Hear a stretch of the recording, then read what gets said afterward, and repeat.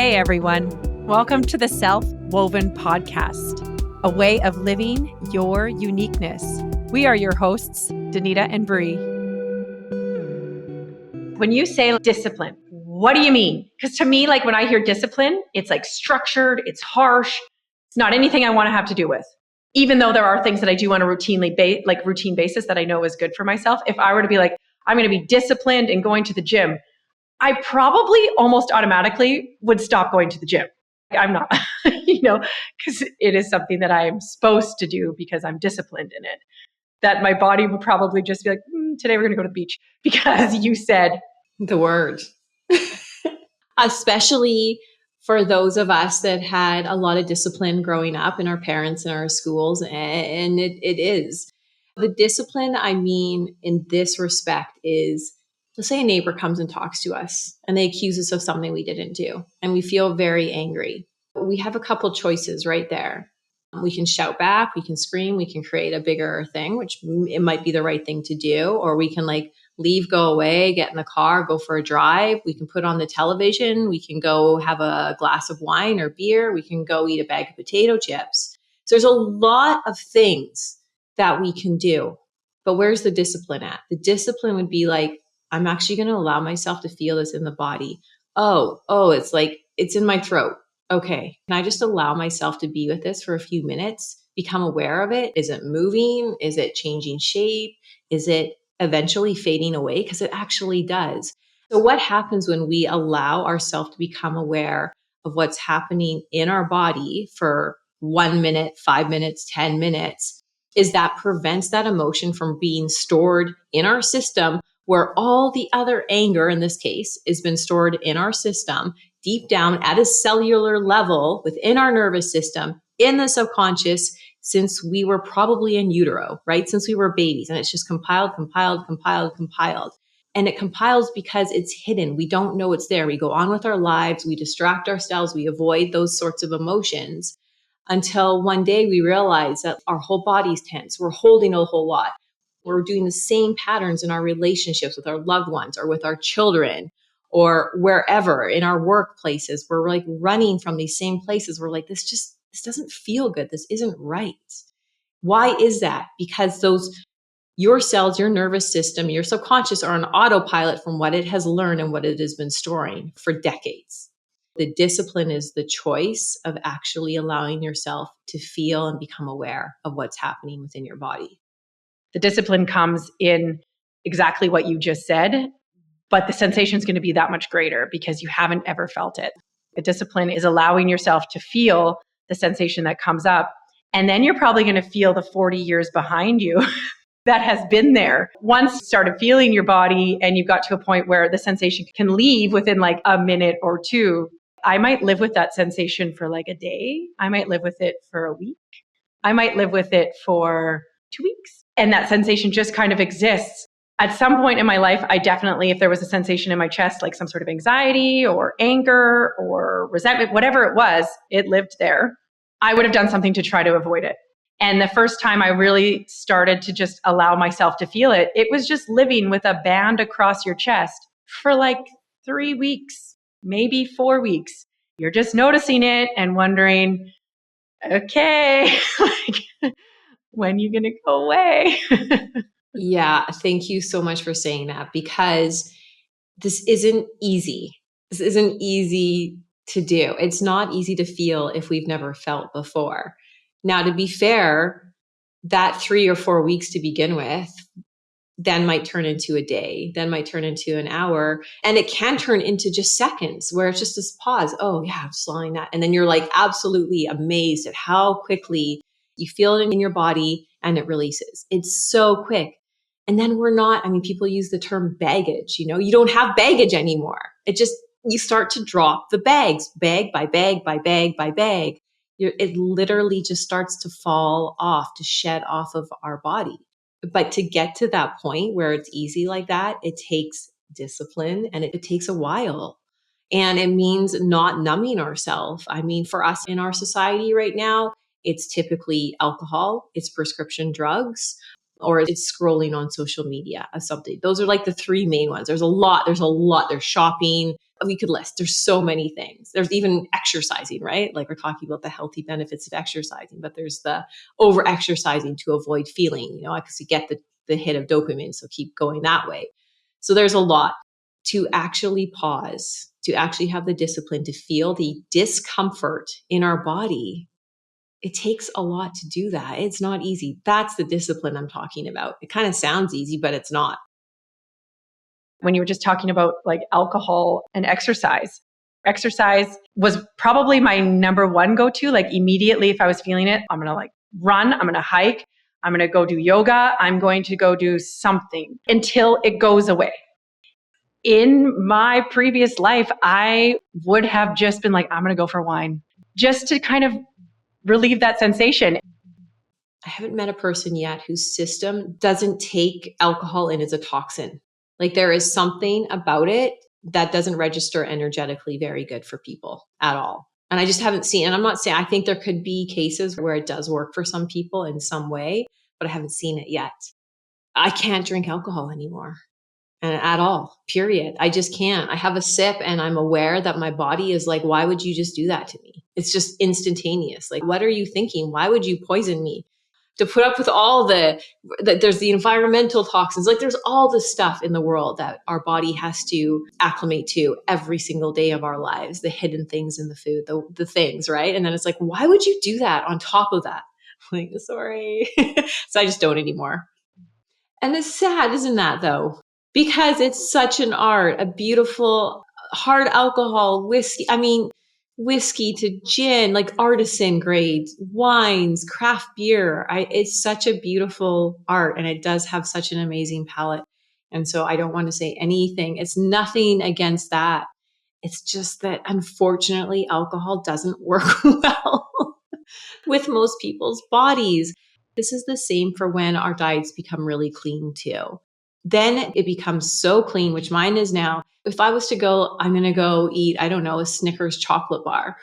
I would probably come close to vomiting it up. I would probably have a very bad headache. You become ultra aware of like really processed food. So if something's hidden, like say if someone makes you something and there's something strange in one of the ingredients that they're not aware of, they're just adding in a starch or a flour or whatever, like the preservative, you start to feel that in your body. And that's sad. I have a sadness over this because it does mean you can't always eat or partake in or even just the quantity. Like, it's all, a little bit is always can generally be okay, but it's like, how much do you want to force your body to have to go through to get back to like a nice neutral place?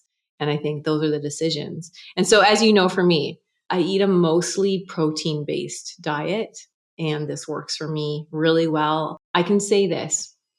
There are times in my life where I've taken out all the processed foods and I've done things like just eaten fruit and vegetables and not so much protein, and I felt okay. And I think I felt okay because I was getting rid of all the crap. I just, was getting rid of all the processed foods. So there can be this initial okay. But to be really honest, and sorry for the men listening to this right now, but my menstrual cycle was never good until my diet was pretty much pure protein based. It just wasn't. And the way that occurs now and the seamlessness and the ease of it, and we won't get into the, the nitty gritty of what that means to have it be healthy, really required that change. Maybe we do need to though, like people just fast forward is that a thing? Fast forward? Like for a minute, what is healthy? So being fairly regular for one thing. So that's one of it. Lasting anywhere from like 1 to 4 days, not like 7 or 8 days. It's not having the cramps, not having the major premenstrual symptoms. There is a natural energetic flow in the cycle. So day 1 being the first day of the bleed, we're going to just sort of be going through that. And then there's like everyone knows what we're talking about. There's a heightened energy. Then there's the ovulation phase. This is where people tend to feel great. We have the high energy. This is where you'll see the women making plans. We're out, we're about, we're like, let's go. And then we start to our body starts to prepare ourselves for our bleed, right? I mean, some people, I often call it moon, but for our bleed. And so it's almost like seasonal, right? We go from the spring into the summer where we're out and about, and then it's fall and then the winter. And there's a lot of different ways that this is described in many books and different cultures. So there is that natural flow, but going into this phase of feeling extremely irritable, extremely angry or aggravated, extreme cramping, I don't have any discomfort, like zero discomfort.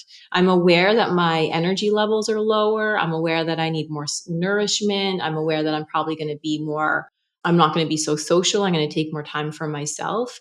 And then there's the quality of the bleed. So not having a lot of clots in our blood. I thought that was normal. That was all I knew. I couldn't believe it when I had just regular blood that wasn't sticky and like stuck together. I didn't know. This is not things that we don't learn about this. And sorry, this is like going into like a whole other topic. Sorry to the men for like having to hear. I think there's a lot of people that know about the different cycle, like spring into summer, into fall, into winter, and how it's cyclical. But I still think that a lot of people have the expectation that fall into winter phase, that's when you're going to still have like cramps and you need to go inwards, but it's still going to be met with some sort of like resistance. Like it's not going to be pleasant. I think that there is this opportunity to have the conversation that it can be not necessarily pleasant, but it doesn't have to be uncomfortable.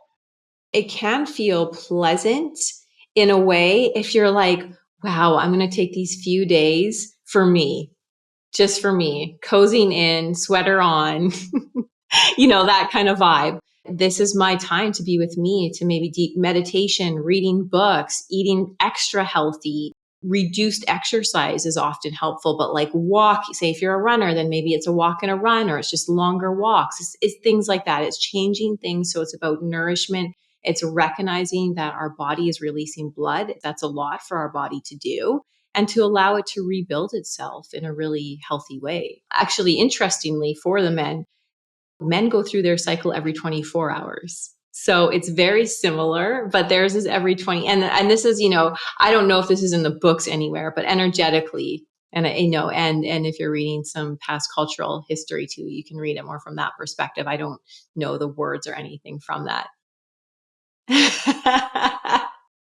Yeah. And I think the discipline in that, if we were just to bring it back to that, is that there is an awareness of what's going on in the body while it's happening, instead of trying to avoid it and be upset with it that it's coming, and think of it as a nuisance. And like everything that you feel towards your menstrual cycle or your moon cycle is, for women in particular, you'll hear the younger girls be like, I don't like it. I don't want this. It's annoying. Why do I have to deal with this? Why can't I be like a boy? They don't have to deal with this stuff. That kind of terminology, because that's how it's perceived. It's not something that is beautiful at all. It's something that we kind of try to hide.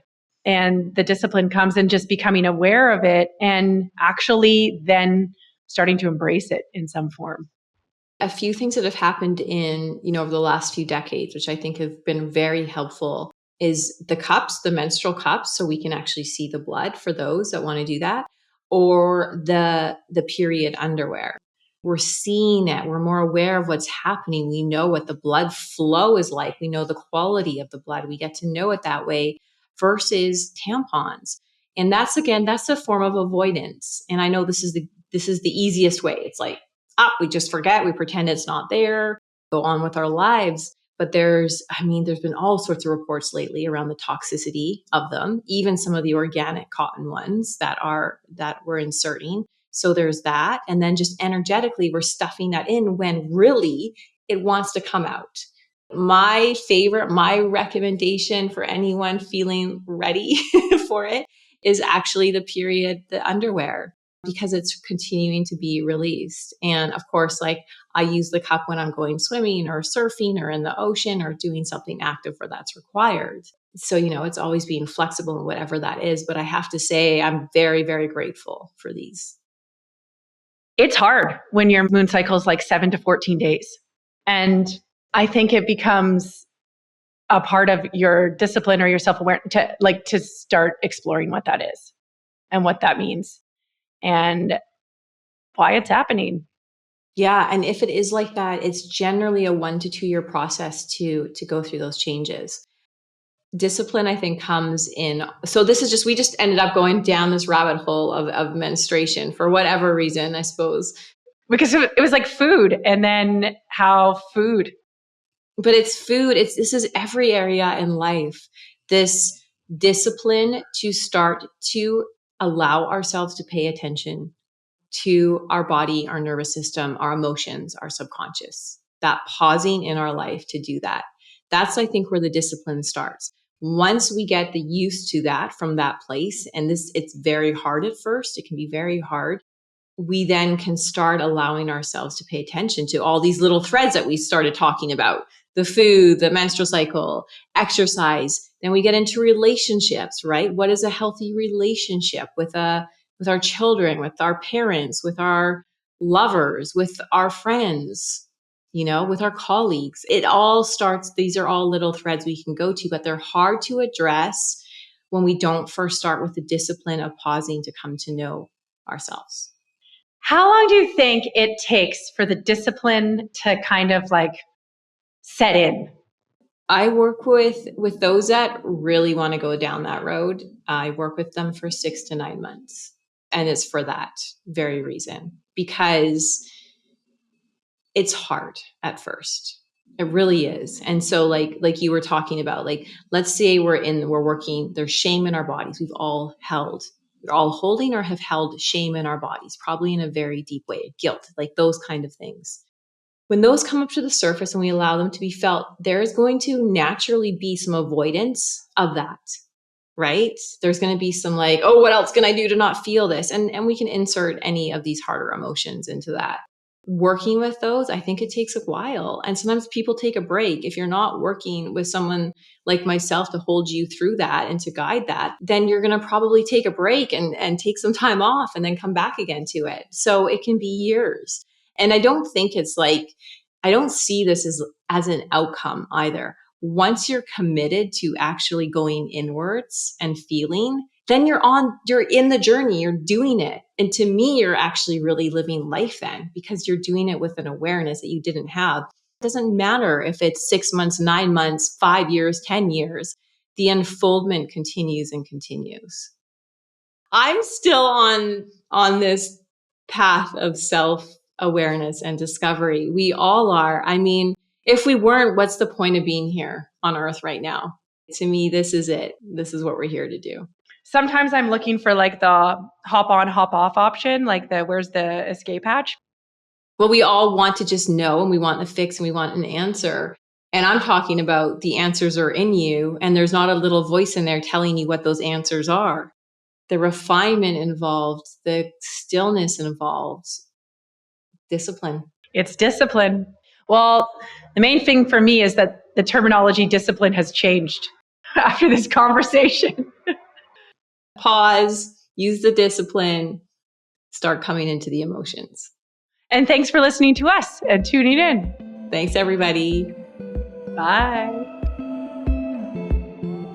Thank you for listening to this episode of Self-Woven.